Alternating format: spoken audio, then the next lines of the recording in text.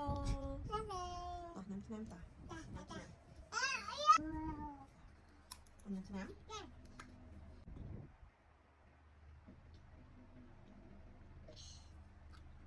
Nhìn ớt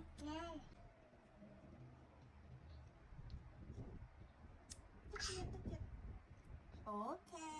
chào nhật nó lắm tập xanh này em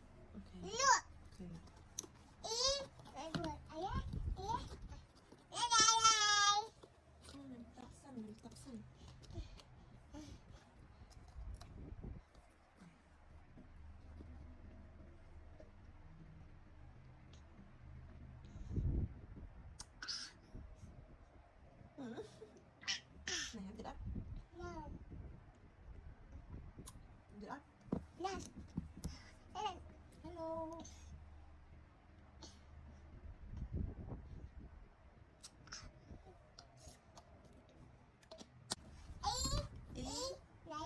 y đẹp rồi rồi ok nhảm ok pi biểu nữa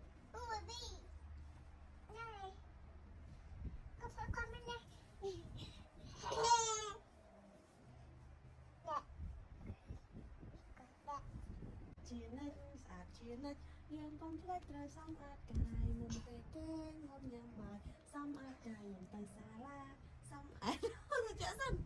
bye bye tay xa la bye bye một quay hello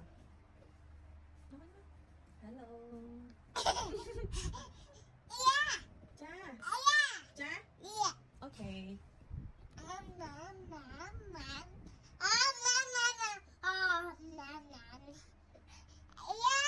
cha lôi ok nên nông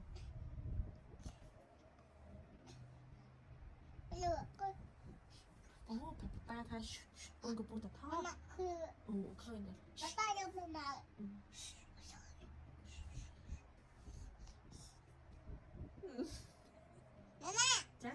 đặt lại đài